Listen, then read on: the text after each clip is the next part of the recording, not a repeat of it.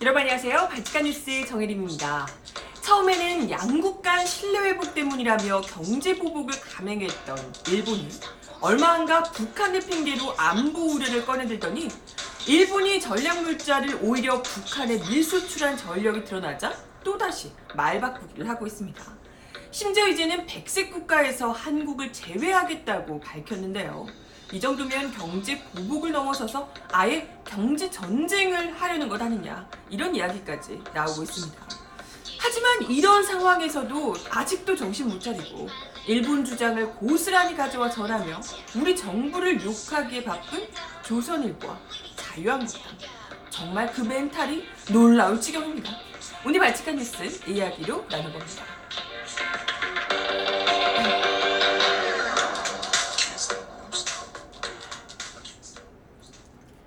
네, 여러분 어서오세요. 발칙한 뉴스 월요일 방송입니다. 주말을 지나고 와서도 지금 일본의 경제보복 수준이 떨어지기는커녕 더 지금 높아진 상황이라서요. 우려의 목소리가 큰 상황입니다. 지금 일단 일본이 지난 12일에 화이트리스트 백색 국가에서 한국을 제외한다는 방침을 밝히면서 더 우려가 커지고 있는 상황인데요. 일본의 첨단 소재, 전자통신 장비 등 1,100여 개의 품목의 수입이 차질이 예상된다고 합니다. 이쯤 되면 참의원 선거를 앞두고 보수층을 결집시키기 위한 이 아베 총리의 국내 정치용을 넘어서서 사실상 경제 전쟁이 본격화된 것으로 볼 수 있다, 이런 이야기들도 나오고 있습니다.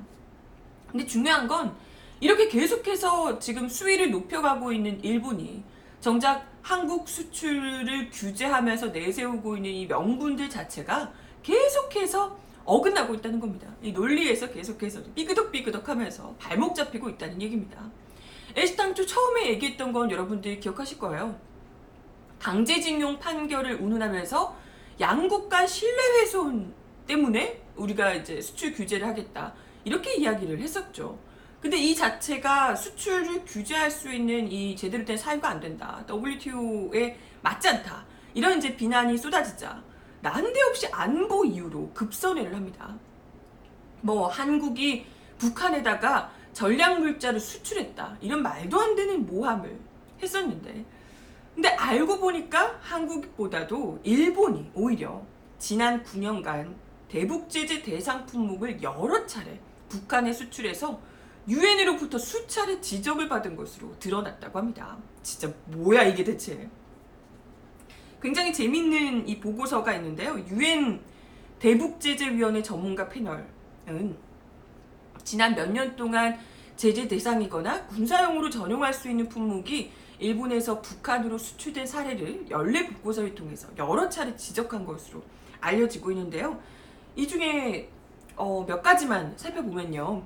북한 노동신문이 2015년 2월 7일 군함에 탑재된 대한미사일 발사 시험 사진을 공개한 바 있는데요. 이게 사진입니다. 보이시나요? 요거 이제 그 노동신문 북한에서 직접 공개한 사진이라고 합니다. 근데 이 전문가 패널, 유엔의 전문가 패널에 따르면 이 사진에 나온 군함 레이더가 바로 일본 회사의 제품이더라는 겁니다. 북한에다가 일본이 무기를 제공해 주셨네요?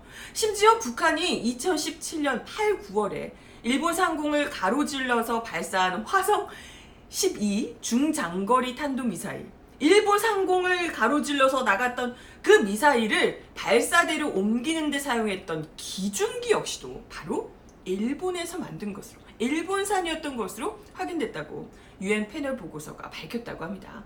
실제 이 해당 업체는 아예 이 기중기를 1992년에 자기들이 북한에 수출했다고 인정하기도 했었다고 합니다. 일본에서 수출한 제품이 아주 북한에서 탄탄하게 잘 쓰이고 있는 모양입니다. 이 밖에도 이 유엔 패널은 2014년 3월, 얼마 안 됐네요 이건, 2014년 3월 백령도에 추락했던 북한 무인기의 카메라 그리고 RC 수신기가 역시나 일본 제품이었다고 소개를 했습니다. 이뿐만 아니라 일본 정부 자체 조사에서도 핵 관련 개발 이 물품이, 품목들이 북한으로 수출된 사례가 몇 가지 확인이 됐었다고 합니다.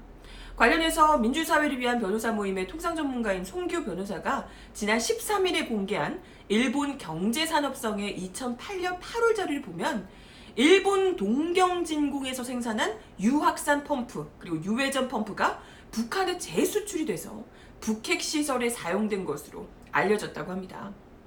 이게 방사성 동위원소 분리에 사용되는 제품이라고 하는데요. 굉장히 중요한 제품인 거죠. 이런 제품들이 대만을 경유해서 북한으로 반입이 됐는데 그걸 우리 몰랐다 해도 뭐 어쨌건 그렇지만 오히려 이 일본 나가노 주식회사라는 곳에서 자기들의 제품이 북한으로 재수출될 우려가 있고 또 이것이 핵 개발에 사용될 수 있다는 사실을 알면서도 이들 제품을 수출한 것으로 알려지고 있다고 합니다. 아니 그러면 뻔히 기업들에서도 알면서도 이걸 수출할 정도로 이렇게까지 지금 뭐 통제가 안 되는 관리가 안 되는 이런 상황이었다면 아니 지금 일본이 누구 다른 엄한 나라를 붙잡고 지금 이렇게 할 게 아니라 자국 기업 때부터 제대로 관리를 했어야 되는 거 아니냐고요. 지금 누가 누구더러 뭐라는 거야. 어이가 없네 아주. 실제로 제품은 2007년 국제원자력기구가 연변 핵시설을 살펴보는 과정에서 발견이 됐는데 그럼에도 불구하고 일본 정부는 조사를 통해서 자국 기업이 이거에 연루돼 있다는 것을 확인을 해놓고도 해당 기업에 그저 경고밖에 주지 않았었다고 합니다. 아니 입으로는 안보 너무 중요하다고 그 안보 때문에 한국에다가 수출을 규제하겠다고 지금 이 난리를 펴고 있으면서 알고 보면 자국 내 일본 기업들이 그렇게 막 북한에 뭐 수출을 그것도 실제로 아예 핵과 관련된 그런 물품들을 수출을 하는데도 불구하고 아무렇지도 않게 너 다음엔 그러지 마 하고 아주 친절하게 경고하는 수준에 그치더라. 이게 말이 됩니까? 그렇게 중요한 안보라면서 그 안보는 스스로 망가뜨리고 있는 것 아니었냐고요. 이 자체가 일본이 지금 이렇게 얘기하고 있는 안보 사유라는 것이 얼마나 근거 없는 거짓말인지 똑똑히 보여주는 거고요.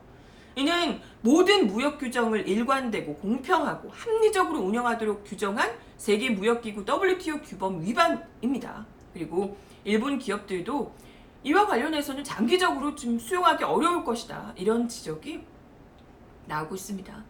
심지어 일본은 이번에 아까 이야기 드렸지만 지난 12일에 이때까지의 이 수출 규제 수준에서 더 올려서 무기 제작, 개발에 쓰일 수 있는 물품에 대한 수출 규제를 완화하거나 일부 면제해주는 화이트리스트, 이 백색 국가에서 한국을 제외하겠다고 밝히기도 했습니다.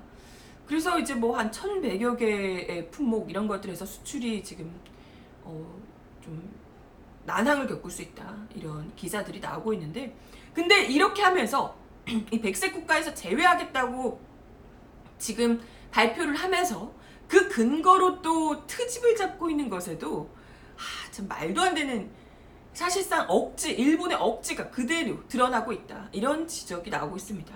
바로 한국의 캐치홀 제도가 문제가 있다. 이렇게 주장을 하고 있는 건데요.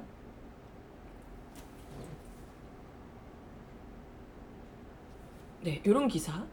무기재료 수출 통제 한국이 더 센데 일본의 근거 없는 트집이라는 기사 가져가 봤습니다.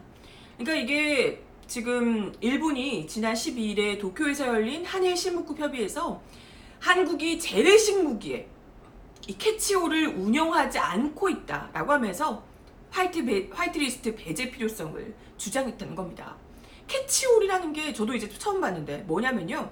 무기 제작 등에 쓰일 수 있는 모든 품목을 어디에 누가 쓸 것인지 다 확인해서 통제를 잘 해야 한다. 이런 제도라는 거예요.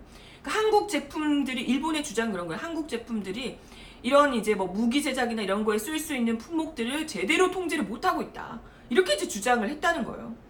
한국 수출 기업 같은 경우에는 지금 현재 수출 품목의 최종 용도와 사용자를 다 파악해서 정부에 보고해야 하는 것으로 알려지고 있는데요. 근데 오히려 우리 보고 지금 부족하다고 얘기했던 일본 기업 같은 경우에는 재래식 무기 관련 수출 때는 보고 의무가 아예 없대요. 보고할 의무조차 없대요. 그러니까 오히려 훨씬 더 취약하다는 거죠. 말 그대로 일본이 한국에 대한 수출 규제를 정당화하고 WTO 규범 위반을 피해가기 위해서 말도 안 되는 꼬투리를 잡고 있다. 이런 지적이 나오고 있습니다.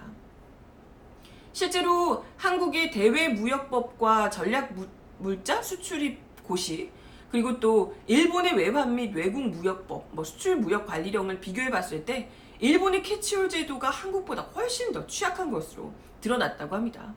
그러니까 정말 일본이 지금 내세우고 있는 주장마다 이제 이것 때문에 한국 수출 규제해야 된다라고 얘기하는 것마다 이렇게 족족 박살이 나는데 설득도 안 되고, 그러니까 그냥 억지만 들고 지금 이런 상황이 아닌가 생각이 들고요. 이러다 보니까 지금 아베 내각 지지율이요, 한 달 전보다 1.8%가 포인트가 오히려 더 하락했다는 여론조사 결과가 나왔다고 합니다. 한국에 대한 경제 보복을 하기는 했지만 이로 인한 지지율 상승에는 지금 전혀 효과가 없더라, 이런 분석이라는 거죠. 이걸 알면 이제 좀 정신을 차려야 되지 않을까, 더 가지 말고, 이런 생각이 드는데, 아니 길어지면 우리 기업도 우리 기업이지만 일본 기업들 역시도 마찬가지로 피해를 볼 수가 밖에 없습니다. 그죠? 근데 이런 상황에서도 물론 아베야 그래 고집을 부려서 끝까지 간다 치더라도, 자기들의 뭔가를 위해서 간다 치더라도, 대체 이런 상황에서 대한민국의 보수신문과 대한민국의 야당이라는 곳에서는 도대체가 왜 이렇게까지 분위기 파악도 못하고 연일 이 문제를 정쟁의 도구로 삼으면서 일본 정부 편들기에 열을 올리고 있는지 도대체가 이해할 수가 없는 거죠. 조선일보는 아예 지금 노골적으로 일본 정부 논리를 그대로 베껴서 우리 정부들에게 불안감을 조장하고 있습니다. 한국 그간 일본 덕으로 경제 발전한 거 무시, 젊은 한국 국민들 일본 도움 받은 과거를 모른다, 등등 산케이 신문의 구로다 가스히로 전 서울지국장의 발언을 인용하면서 마치 한국이 배은망덕한 짓을 저지르고 있는 것처럼 묘사를 했습니다. 일본으로부터 무슨 덕을 받았을까요? 일본이 한국 전쟁 때문에 완전 죽을 뻔하던 거 살아난 거 아닙니까? 그잖아요? 지금 우리한테 엎드려 절하고 감사하다고 해도 모자랄 판에 일본 경제 지금 그때 패전하고 일본 완전 그대로 끝날 뻔했던 나라입니다. 6.25 전쟁 없었으면 저기는 그냥 끝이죠. 그잖아요? 우리 전쟁 그 동족산자의 비극을 우리 이 나라 국민들은 그토록 아프게 겪었는데 그 옆에서 무기 팔아먹으면서 승승장구했던 그런 나라잖아요. 지금 경제가 그렇게 일어난 경제잖아요. 어딜 지금 과거에 도움받은 그 일 무시하고 배은망덕하겠으리 어디 감히. 진짜 어처구니가 없죠. 배은망덕이 도움받는 게 문제가 아니라 우리한테 그런 짓을 저지르고 이런 얘기를 한다는 것 자체가 산케이 신문 누구? 구로다 다스히로 전 서울지국장 이런 말을 한다는 것 자체가 용납이 안 되는데, 이걸 고스란히 이렇게 따옴표 따서 가져와가지고 친절하게 조선일보가 또 우리 독자들에게 이것 좀 보라며 너네 왜 이렇게 배은망덕하냐며 국민들에게 훈수를 두고 있어 조선일보. 오, 대단하죠? 조선일보 대체 어느 나라 신문인가 또 묻고 싶습니다. 아니 조선일보뿐만이 아니고요. 지금 사실 자유한국당 인사들의 이 문재인 정부 때리기는 진짜 입에 담기도 민망할 정도인데요. 특히 오늘 나온 발언들도 진짜 정말 제가 욕을 안 하는 사람이지만, 제가 욕 이런 거 좀 하지 않는 사람이지만 정말 저절로 육성으로 막 욕이 터져 나오려고 하더라고요. 어떻게 이런 상황에 이런 얘기를 할까, 이런 생각이 들었는데, 우선 나경원 원내대표 애초부터 지금 대일 외교 무능이다, 외교 참사다, 이렇게 이제 계속해서 주장을 하고 있는 분인데, 오늘 또 최고위원회에서 그런 얘기를 했다네요. 문재인 정권과 집권 여당의 일본 통상 보복 조치에 대한 대응과 반응에서 국익을 읽기 어렵다. 네, 국익을 글쎄 친일 정당으로 지금 거듭나고 있는 자유한국당에서 국익을 이야기한다. 네, 아무튼 그러면서 국익을 읽기 어렵고 선동과 자극, 분열만 읽힌다. 12척의 배를 이끌고 울돌목 싸움에 나설 수밖에 없었던 이순신 장군의 마음을 헤아려 본다. 누가 그렇게 만들었는가? 무능한 선조와 그 당시의 조정이다. 이렇게 얘기를 했다고 합니다. 어머! 우리 국민들이 보는 것과 너무 다르죠. 글쎄 우리 국민들이 보기에는 그 나경원 원내대표를 비롯한 자유한국당이 이순신 장군의 목숨을 앗아간 토착 왜구들 같은데요. 응? 왜구들 같은데 감히 조선 땅에 들어와서 폐악질을 부리려고 했던 그 토착 왜구들 같은데 아닙니까? 그렇지 않나요? 그러면서 문 대통령에게 무능한 선조의 길을 걷지 말 것을 다시 한번 촉구하며 잘못된 조정, 외교 라인을 빨리 교체해 줄 것을 요구한다. 치열한 외교전으로 일본이 이성을 찾고 돌아오게 해야 한다. 무능한 외교를 이끈 외교 라인의 정점에 대통령이 있다. 이 부분을 풀어달라. 이렇게 이야기를 했다고 합니다. 아니 무능한 외교의 표본이라고 할 수 있는 것이 자유한국당이었는데 이전 정부에 아니 자기들이 했던 그 위안부 외교 이런 거 합의 이런 거에 대해서는 어떻게 생각? 자기들 잘했다고 지금 생각하는 거야 설마? 그것처럼 했어야 되는 거 아니냐? 그렇게 뭐하러 과거사를 들쑤시냐? 지금 이런 얘기하는 거예요? 난 너무 놀랍다 진짜. 아니 그렇게 무능한 외교로 국민들에게 치욕을 안겼던 당사자들께서 이렇게 뻔뻔하게 이야기를 할 수가. 근데 이게 다가 아닙니다. 제가 이 기사를 보고 제가 아까 욕이 나올 뻔했다라고 얘기를 했는데 이 기사 보고 정말 이 사람들은 정말 사람이 아닌가 보다 이런 생각을 하게 되더라고요.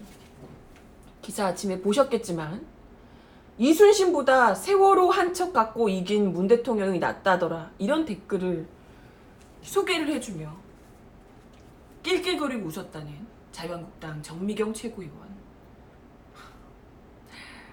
그러니까 세월호 한 척 가지고 이순신 장군은 12척 가지고 했는데 문재인 대통령은 세월호 한 척까지 가지고 이겼으니까 뭐 낫다더라 이런 조롱 어린 댓글이 있더라 라고 하면서 최고위원회에서 소개를 해주고 다들 거기서 낄낄거리면서 웃었다는 거예요. 하긴 뭐 이 사람들이 그때 당시 참사 당시에도 민경욱 대변인 청와대 대변인 그 소식을 전하면서도 참사 관련한 브리핑을 하면서 나와가지고 웃음을 터뜨리지 않나 그랬던 양반들인데 오죽하겠습니까? 어떻게 수백 명의 국민들의 생명을 앗아간 그런 참사를 두고 공당이라는 정당이 이것도 최고위원회에서 자기들끼리 술자리에서 뒤에서 얘기하는 것도 아니고 거기서 세월호 참사를 두고 그런 농담을 한다는 것 자체가 조롱과 농담으로 입에 올린다는 것 자체가 이게 제정신인가 이런 생각이 드는 겁니다. 어떻게 이럴 수 있어요? 아무리 그래도 이 참사 때문에 어찌됐건 본인들이 마음에 안 드는 구석이 있다 하더라도 수백 명의 국민들의 목숨이 앗아간 그런 참사인데 어떻게 인간이 이럴 수 있나 이런 생각이 드는 겁니다. 그리고 뭐 문재인 대통령이 세월호 참사 때문에 이겼니 뭐 이런 류의 얘기하는데 문재인 대통령이 된 건요 절대 국민이 투표해서 선출을 했기 때문이에요. 투표를 했기 때문이죠. 정말 이유가 있다면 세월호 참사보다도 댁들의 무능 때문이겠죠. 아주 그냥 국민들을 아주 경악해 했던 전 세계적으로 논란을 일으켰던 최순실 정부 덕분에 자유한국당이 아주 열심히 쉴드를 치고 지탱해줬던 최순실 정부의 무능, 부패 때문에 국민들이 문재인 정부를 선택한 겁니다. 그렇지 않습니까? 진짜 뚫린 입이라고 아주 막말을 아주. 그렇지 않아도 요즘 계속해서 자유한국당이 지금 문재인 대통령을 뭐 조선시대 왕들로 비교를 해가면서 뭐 고종, 선종 막 이러면서 무능 안에 어쩌대 몰고 가려고 하는데 진짜 국민들로부터 탈핵당한 정권의 집권 여당이었던 자유한국당 사람들에게 그런 이야기 따위 듣고 싶지 않고요. 진짜 누구한테 지금 무능 안에 만에 어처구니가 없네 아주 무능의 절정이었으면서 만약에 정말 지금 현재 외교가 무능하다 이것 말고 다른 좋은 방법이 있다 한다면 어떤 대책이 있는지 얘기를 하라고요. 자기들도 머리 맞대고 회의까지 해놓고 결론이 아무것도 안 났다고 그때 이야기를 드렸었는데 지금 뭐 어떻게 방법이 없는 거예요. 본인들도 모르는 거죠. 그러니까 그저 정부에서 뭘 하면 무능하네 어쩌네. 아니 지금 아까도 이야기 드렸지만 일본에서 이런 말도 안 되는 억지를 부리면서 거짓말 해가면서 정부를 공격하고 있는데 일본을 비판하지는 못할 망정 우리 정부가 외교가 무능해서 일본이 저렇게 억지 부리고 비난하고 있는데 우리가 뭘 어떻게 우리가 무슨 뭐 어떻게 얼마나 뭐 테레사적으로 가서 모든 것을 다 내어주고 일본을 끌어안아야 됩니까? 대체 왜? 국익 따위 없어? 그런 거예요? 또 어디 가가지고 일본한테 대책이랍시고 과거사 영원히 퉁쳐줄 테니까 수출은 좀 봐달라 이럴 요량이 아니신가 좀 걱정스럽습니다. 자유한국당의 그 대책이라는 것이. 아무튼 자유한국당과 조선일보만 모르는 것 같아서 드리는 말씀인데 사태의 본질은 엄연히 과거사 반성 일도 없는 일본의 치졸한 경제 보복입니다.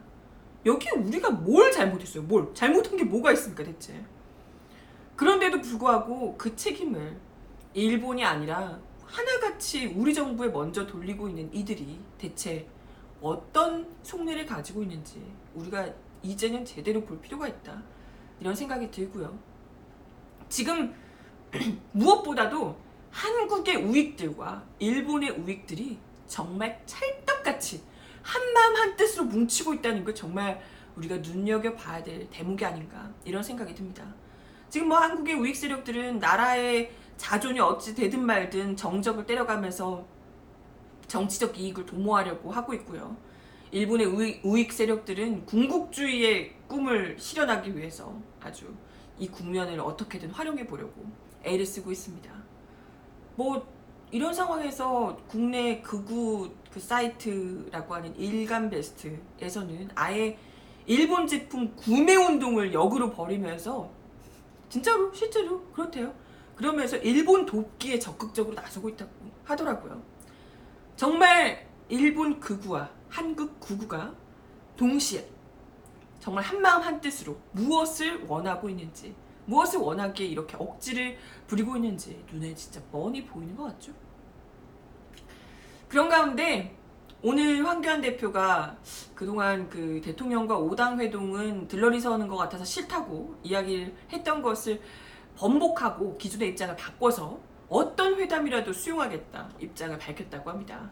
그때 이제 들러리 서는 거 싫다고 거부하고 나서 이제 비난이 굉장히 많이 쏟아졌죠. 아니 입으로만 걱정하는 척하더니 실제로 대책을 마련하자고 모이자고 하는데도 들러리 서기 싫어서 안 간다는 게 말이 되냐 이 시국에 이런 비판이 쏟아졌는데 아무튼 뭐 이제는 하긴 한다고 이야기를 했다고 합니다. 근데 뭐 글쎄 안 하는 것보단 낫지 않을까 생각할 수도 있겠지만 회동해서 또 이상한 헛소리 하시지 않을까. 지난 13일에도 본인의 페이스북에 우리 정부 탓이라고 과거사에 얽매는 우리 정부 때문이라고 뭐 이런 말 같지도 않은 이야기를 하셨던데 또 만나겠다고 가서 우리 정부에게 일본에 가서 바짝 엎드려라 이런 얘기 하시는 거 아니에요? 난 너무 걱정이 되네요. 아주 걱정이 됩니다. 네, 아무튼 일본의 이 백색 국가 지정 해제 통보 그리고 또 자유한국당과 조선일보의 일본 편들기 점점 노골화되고 있는 일본 편들기 이야기까지 같이 좀 드려봤고요. 다음 소식 하나 더 전해드립니다. 지금 자유한국당이 패스트트랙과 관련된 이 경찰 소환 조사에 계속해서 불응하고 있는 것으로 알려지고 있는데요. 아예 이걸 경찰 조사에 불응하는 것 자체를 사실상 당론으로 결정했다라는 소식입니다. 패스트트랙 소환 조사 집단 불응이라는 기사 나와 있는데요. 근데 불응을 하면서도 조건이 있어요. 자유한국당이 초유의 상임위원 2차례 사보임으로 사실상 여당 편을 들었다라고 얘기하는 이 문희상 국회의장 그리고 그 나빠루 네 어쨌든 빠루 노루발 못보비라고 하는데 이렇게 그 흉기처럼 보였던 그 있잖아요. 그 나경원 원내대표가 들고 있었던 장면이 화제가 많이 됐는데 이걸 동원해서 자유한국당의 회의실을 점거해 진압했던 국회의 사무처를 경찰이 우선 조사를 한다면 수사에 응하겠다. 이렇게 전제를 달았다고 합니다. 문희상 국회의장과 국회 사무처를 방패 삼아서 자기들이 버틸 만큼 버텨보겠다. 이런 얘기신 것 같은데 진짜 아니 그렇게 문제가 없으면 뭐 이렇게 조건을 걸 이유가 없는 거잖아요 사실? 사실 지난 4월 패스트트랙 여야 무력 충돌로 고소고발된 자유한국당 의원이 지금 거의 60명, 60명 가까이 육박한다고 하죠. 더불어민주당보다도 훨씬 많기도 많지만 실제로 법정에서 혐의가 인정될 경우 이 자유한국당 의원들이 받고 있는 혐의가 워낙 중하기 때문에 타격이 훨씬 더 클 예정이라고 합니다. 자유한국당 의원 대다수는 국회의사 일정을 방해한 혐의, 즉 국회 선진화법 위반, 국회법 위반으로 지금 고발을 받은 상태입니다. 고발된 상태입니다. 국회법에 따라서 500만 원 이상 벌금형만 받아도 향후 5년간 선거에 출마할 수 없게 돼 있죠. 그렇죠. 뭐 정치인에게는 완전 사형 선고나 다름없는데요. 일단은 지금 국회 폭력 사태에 선진화법을 적용하는 첫 본보기 사례이기 때문에 자유한국당 의원들이 중형을 받을 가능성이 굉장히 높다. 이런 분석들이 나오고 있습니다. 근데 이렇게 해야 정상 아닌가? 그죠? 이런 폭력 사태에 선진화법을 이걸 막기 위해서 선진화법을 했는데 실제로 이런 법이 혐의로 이제 고소 고발이 됐을 때 그 첫 사례가 흐지부지 돼버린다면 이 법의 존재 이유가 없어지는 거잖아요. 그렇기 때문에 더더욱 엄벌에 처해야 되는 게 맞습니다. 일단은 지금 이번 소환 대상인 자유한국당 의원들이 그 최이배 의원을 그 의원회관에 감금했던 특수감금 혐의를 받고 있는데요. 지금 이분들이 국회법 위반으로도 고발된 상황이고 특수감금 혐의로도 고발된 상황이고 뭐 이중으로 돼 있기 때문에 괜히 지금 이 수사에 지금 응했다가 선진화법 유탄에 맞을 수 있다 이런 점을 지금 또 걱정하고 있다고 합니다. 근데 반면에 민주당 의원들도 뭐 40명 이렇게 여러 명이 상당수 많은 분들이 고발이 됐지만 대부분 폭행죄로 고발이 됐다고 합니다. 국회법이 아니라. 그래서 혐의가 인정이 되더라도 상대적으로는 안전할 것이다. 그러니까 지금 뭐 국회법이 굉장히 엄중하니까 자칫하다면 여기는 그냥 날아가는 거잖아요. 근데 이런 게 아니라 여기는 그나마 좀 안전할 것이다. 이렇게 지금 이야기가 나오고 있기 때문에 떨고 있는 것은 역시나 자유한국당인 듯합니다. 그러다 보니까 어떻게든 이 상태를 지금 버티기를 해서 방탄국회로 이끌고 가보겠다. 네, 이 불체포 특권을 이제 남용하여 방탄국회로 가보겠다. 이런 심산인 듯 하고요. 그런 가운데 나경원 원내대표가 어제 우리는 국회 선진화법을 위반한 적이 없다.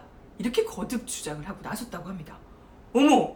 우리 국민들이 다 지켜봤는데 국회 선진화법을 위반한 적이 없다고요? 진짜로? 네, 어제 머니투데이에 따르면 나경원 원내대표는 이 문제의 본질은 야당 탄압이라고 본다. 야당 탄압에 응할 이유가 없다. 아니 여당이 혹은 청와대가 어느 누가 국회법을 어기라고 거기 팩스 부수고 법안 찍고 그러라고 누가 했나요? 누가 그랬습니까? 자기들이 법을 어겨놓고 무슨 야당 탄압이야. 그렇지 않습니까? 그러면서 경찰의 수사 순서도 틀리고 전체적인 틀이 결국 야당 탄압이고 비수기 국회 내내 청와대 오더를 받은 경찰이 탄압할 것이라고 본다. 아주 거의 뭐 미래를 상상까지 하면서 국회 내내 청와대 오더를 받은 경찰이 자기들을 탄압할 거라고 지금 이런 얘기까지 하시면서 국회 선진화법 위반 혐의를 강력하게 부인을 하셨다고 합니다. 이 같은 발언에 또 경찰대학 교수 출신인 더불어민주당 표창원 교수는 당신은 판사가 아니다 라고 일침하면서 판사라 하더라도 경찰 수사, 검찰 기소, 공판 없이는 판결을 못한다. 더구나 누구도 자신의 혐의에 대해 판사가 될 수 없다. 당신은 법 위에 군림하지 못한다. 국민의 한 사람으로 경찰 출두해서 조사를 받으라 라고 일침하기도 했습니다. 그러니까요. 아니 국회 선진화법 위반한 적 없다는 그 자신들의 말에 정말 자신이 있으면 법조인이시잖아요. 그러면 성실히 경찰 조사를 받고 검사가 기소하면 변호사 선임해서 판사에게 무죄 판결을 받으면 되는 거 아니겠습니까? 자기는 위반한 적 없다면서요. 그잖아요. 무려 판사 출신이라면서 자기 입으로는 무죄다라고 얘기하면서 아예 경찰 조사까지 받지 않겠다고 우기는 건 대체 무슨 심보인지 어느 나라 법이신지 묻고 싶네요. 그렇게 애써 아니다 나는 절대 아니야 라고 할수록 쫄린 거 티나거든요. 그죠?